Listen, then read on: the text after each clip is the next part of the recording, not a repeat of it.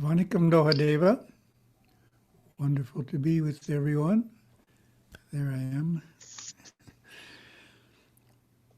Om Sahana Vavatu Sahana Bhunaktu Sahaviryam Karavavahai Tejasvinavaditamastu Ma Vinvishavahai.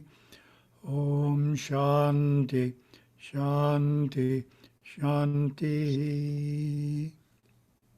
Attempt to share the screen. Here we go. Today, June 26th in Singapore. Still the 25th here.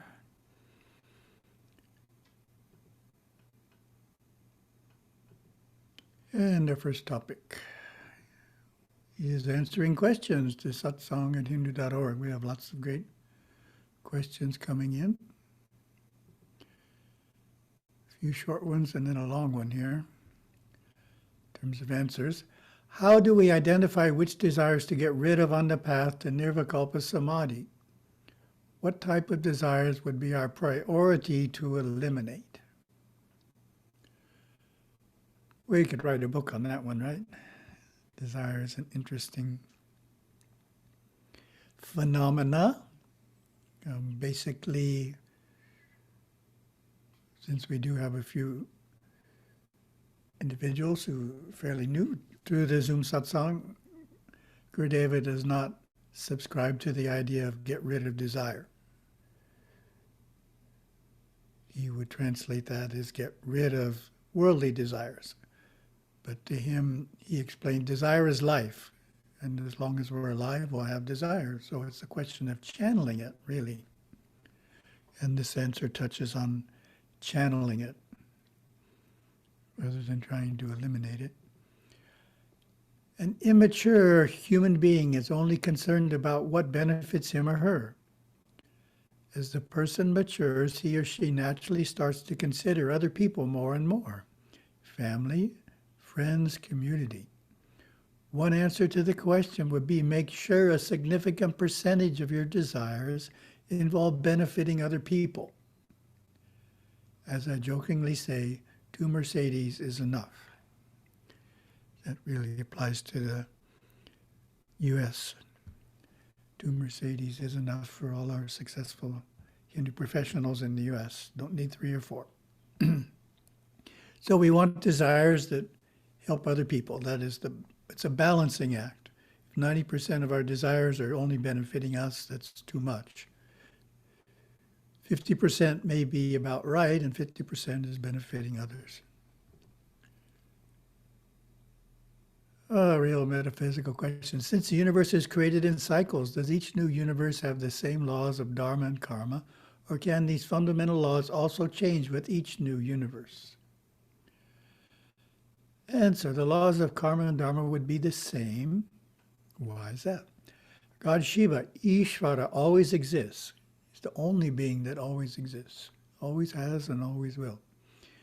Even when the universe is in a cycle of non-existence. When ready to manifest the universe again, Shiva simply sends out what is within himself to do so, and that is the same laws of karma and dharma as are in this manifestation. In other words, everything is being built based on the same set of construction drawings.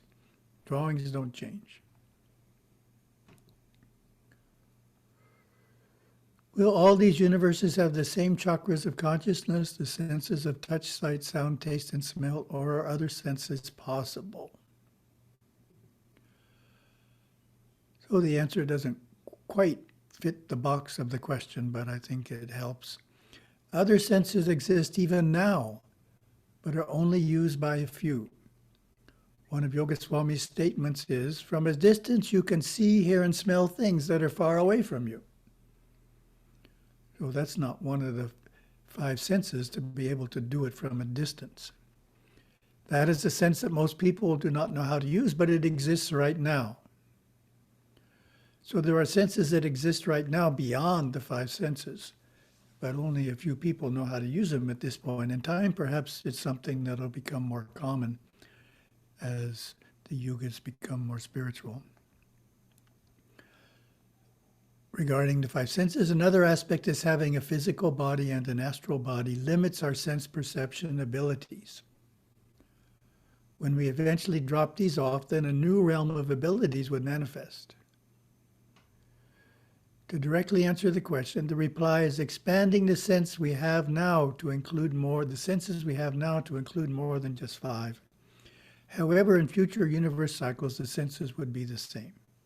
So we have more than these five senses now. New senses aren't being created, it's just more people are learning how to use the subtle ones. But all of the senses, both the five and the subtle ones, will be the same. Regarding the third eye, is it located at the center of the forehead or between the brows? One can sometimes feel a sensation in either of these places. The sixth force center is Ajna, or the third eye. Ajna chakra means command center and grants direct experience of the divine, not through any knowledge passed on by others, which would be like the knowledge found in books. Magnetized to the cavernous plexus and to the pineal gland and located between the brows. So it's located between the brows, period. So this is from Shum. Those of you who are familiar with Shum will be able to relate. The idea is there's more energies in the head than just that of the Ajna chakra. So if you feel something at the brow, you feel something in the center of your head, you feel something at the top of their head, it could be three different things. But the one between the brows is Ajna chakra, and this is Mavumna. It's another energy in the head which can be really, really strong. It's like a river that's moving very rapidly. And in this meditation, it's called the second Ganga, flowing into the chakra at the back of the head. From the realm of actinic energies of the great Kadi Isare Ganga, the Bhavani River, we come into Mavumna, the second Ganga. Located at the back of the head, flowing into the Kadi Isare are the actinic energies from the body of the soul and the astral. These energies have been created from the quantum particles and form a ray. The quantum rays are many and of various colors, and once awakened, the mind becomes as sharp as a knife, able to cut through obstacles within the laws of Dharma.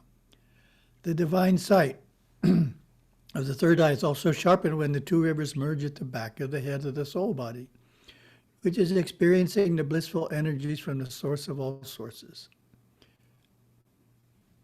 So, as I mentioned at the beginning, in other words, there are more energies in the head than just that of the Ajna chakra.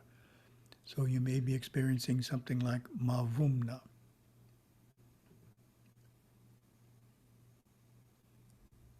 This is our long answer. Explain more about how Simshumbisi, the spiritual energy in the spine, Shumbisi is the Shum word for the spiritual energy in the spine, relates to the soul. And we have a quote from Gurudeva. If you can remain totally centered in awareness of the energy within your spine and the energy within the head, you become aware of the same energy within everybody and everything you see.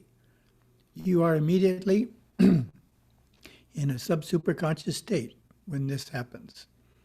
Therefore, the simple goal is stay in this consciousness of energy for the rest of your life. Simple goal.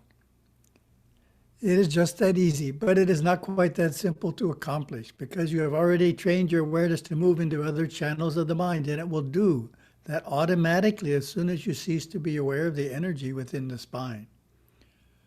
In other words, we're creatures of habit, both physically and mentally, and when we let the mind kind of go on its own way, then it goes into habitual patterns of thinking versus having it focused on the energy within the spine. Then you forget that you are a superconscious, immortal being and begin to think you are only temporal. You may begin to think that there is a past or that there is a future, and begin to feel that the eternal now is an insecure time. You may find yourself beginning to lean on other people rather than on your own spine. When you discover this happening, then begin to meditate. Go deep within yourself and find sub-superconsciousness. Seek the company of people who center their awareness within. This will make it easier for you to do so. Being around people who center awareness in the external areas of the mind is difficult because they draw your awareness into the external areas of the thought strata. So this is a question for you. What is the difference between superconsciousness and sub-superconsciousness, according to our Himalayan Academy lexicon?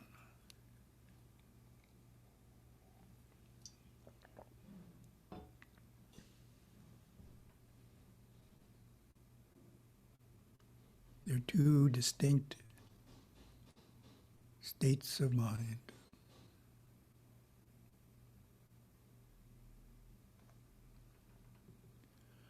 Our Himalayan Academy lexicon defines superconscious mind.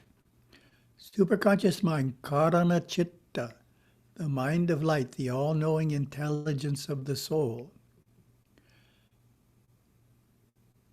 At its deepest level, the superconscious is Parashakti, or Satchit Ananda, same thing. The divine mind of God Shiva, that's also the same thing. 3 different ways of saying the same thing. And my comment is, in other words, this is the realm of the soul as it relates to the internal world of the Shiva Loka. Superconsciousness has nothing to do with our daily life. It's a realm that's looking into the realm of the deities. They're doing other things. Then we have sub-superconsciousness, anukarana chitta, the superconscious mind working through the conscious and subconscious states which bring forth intuition, clarity, and insight. In other words, this is the realm of the soul or intuition as it relates to the external world. So we're taking this power of superconsciousness and filtering it through our subconscious and conscious mind. And we call that the sub-superconscious. Or our conscious and subconscious minds are now working sub-superconsciously when we're in that state. Then we jump to Shum, Simbum Kami, the 4th dimension. That little mark over the I in Sim means it's Sim and not Seem. It's the only way. When you write it in English, that's how you tell the difference. Sim and Seem. So, question for you. How would you define the 4th dimension?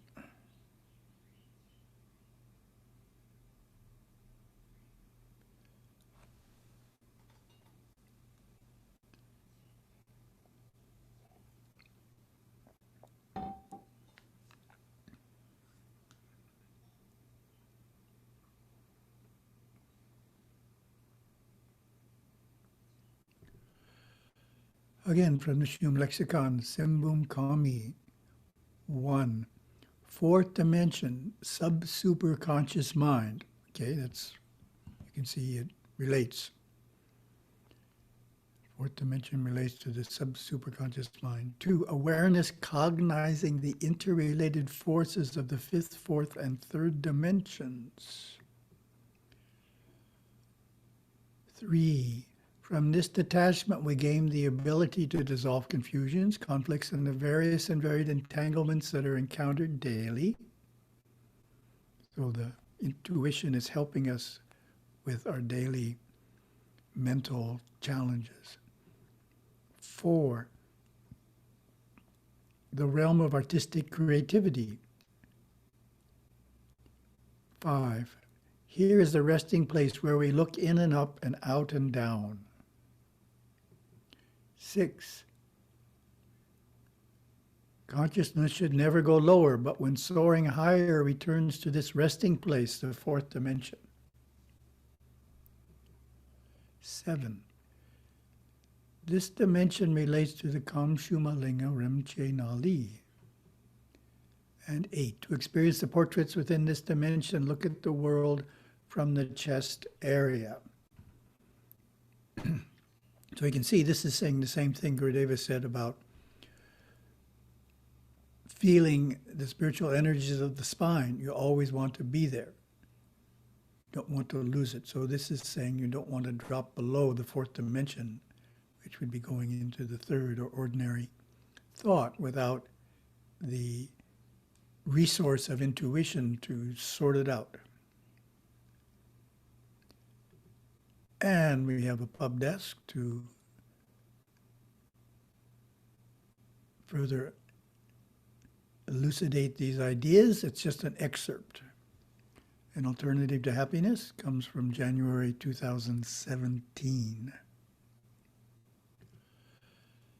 Let's imagine that we can step inside ourselves, deep into our spiritual nature. Let's imagine further that this journey consists of 4 steps. After taking those 4 steps, we find ourselves immersed in endless inner space, pure awareness and the transcendent source of that awareness. This is the realm of the deepest samadhis. 3 steps within takes us to the level of brilliant inner light and the possibility of visions of deities and rishis. Not guaranteed, but possible. 2 steps brings us to the level of divine love for all beings. Nice place to be. 1 step inward takes us to a consciousness that is content, creative, and intuitive. Initially, it could be frustrating to try to take 4, 3, or even 2 steps within, as we are not yet able to move to those rarefied levels. A more practical approach is to master taking the first step within during our early morning sadhana time and strive to hold that creative consciousness throughout the day. So this is about the 3rd time we've had this message. We want to experience the spiritual energies in the spine. Secondly, we called it the 4th dimension. Here we're calling it a creative consciousness. We want to experience it on a daily basis and then try and hold it throughout the day. The other steps are always there, awaiting our future mastery. Our analogy of 4 steps within relates directly to the chakras. These are the nerve plexuses, or centers of force and consciousness located along the spine within our inner bodies. There are 7 primary chakras. The first 3 relate to the instinctive intellectual mind, which is being experienced by the fabled bird who is enjoying the tree's fruits. That was last week's presentation. This chart shows the location of the chakra on the right, color of the chakra in the middle, and the bija mantra of that chakra on the left. So that's the bija mantra written in English, Lam, such as Lambodara for the first chakra, which makes sense. Okay, so the question for you, give a 1 or 2 word definition of each of the 7 principal chakras. For example, the 4th chakra is direct cognition. So I gave that one away, but it gives you the idea, direct this, direct that. So either a 1 or 2 word definition for each of the 7 principal chakras.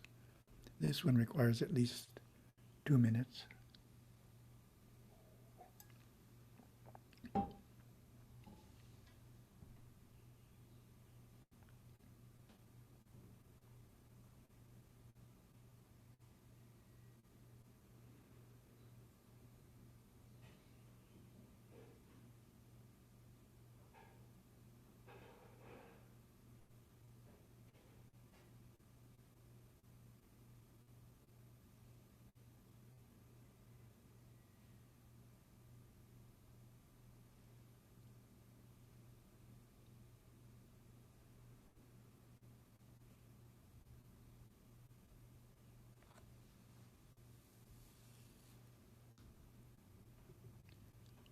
See how you did. The first chakra located at the base of the spine is the Muladhara, Sanskrit, which governs memory. That's the one word, memory.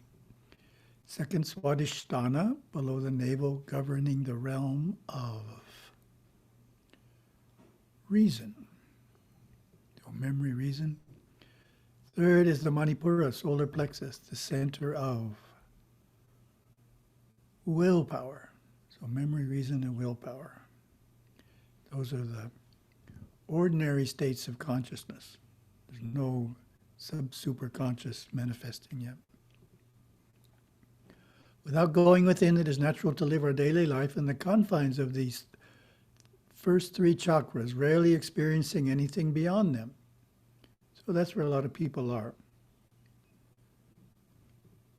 Fourth chakra, Anahata at the heart, the center of direct cognition. That's the one I gave away. Is the realm we experience by taking the first step within. It is referred to in scriptures as the lotus of the heart. So you can see the bija there in the center in Devanagari Yam. The fifth chakra, Vishuddha, at the throat, the center of divine love, is the realm experienced when we take the second step within. Divine love. Hum. The sixth chakra, Ajna, at the third eye, the center of divine sight. That's the phrase, divine sight, is experienced when we take 3 steps within. The seventh, Sarasvara, located at the crown of the head, the center of illumination and godliness, is experienced when we take the 4th step within. Let's explore what we experience when we take the first step and function in the Anahata chakra. This is a little repetitive. Gurudeva described it as the realm of artists, inventors, creators of all kinds. Each time you design or create anything, you are bringing the beauty of the within through your nerve system into manifestation. It is a beautiful place to be, and you can be here all of the time by feeling the power in your spine. We're back to our first idea. The minute you feel that radiant energy, you disconnect from instinctive intellectual consciousness and soar into inner consciousness. A few minutes of breath control will help you to feel the energy in the spine. Simple technique, breathe in 9 counts, hold 1, breathe out 9 counts again, hold 1. After a few minutes of this pranayama, regulation of prana, become aware of the spine and the spiritual energy within it. Visualize a clear tube in the center of your spine being filled with yellow light coming down from the top of your head. Then inwardly see this pure life force flowing through the spine and out into the nerve system. So this light is yellow.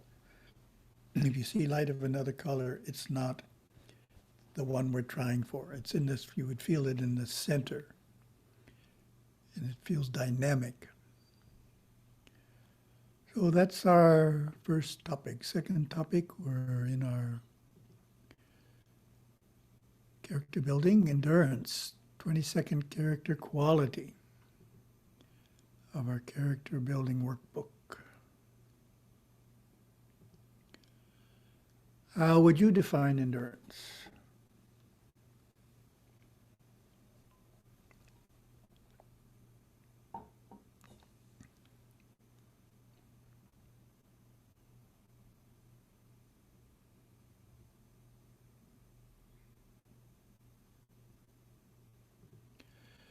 The workbook gives this definition. Endurance is the power to continue on despite pain, stress, or fatigue. I cultivate endurance by always striving, pushing myself beyond my accustomed mental and physical limits. Opposite is weakness. And Gurudeva's quote, what is meant by moving the forces of the world? That means fulfilling realistic goals that you set for yourself. That means performing your job as an employer or as an employee in the most excellent way possible. That means stretching your mind and emotions and endurance to the limit, and therefore getting stronger and stronger day by day. So the more endurance we cultivate, the more we have. It's just like willpower. Comparing the actions of one who endures to one who is weak.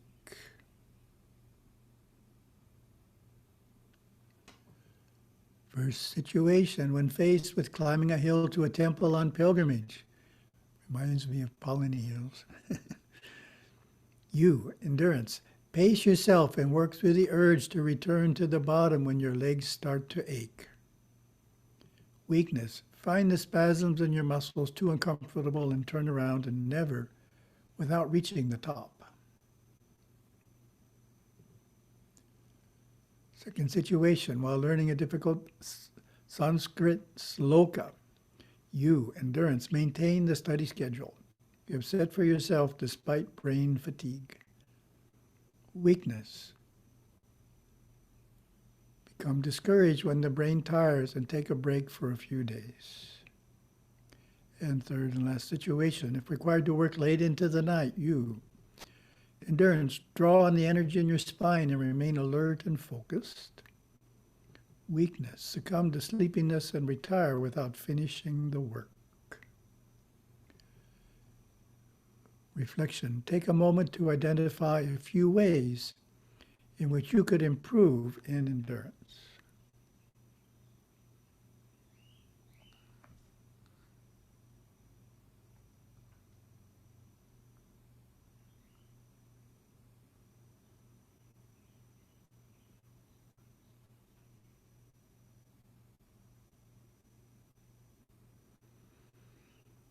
And the last slide.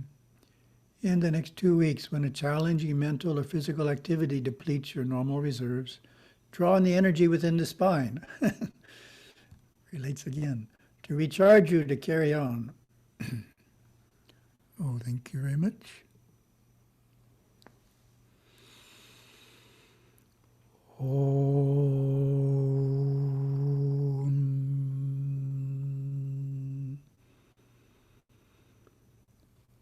Om.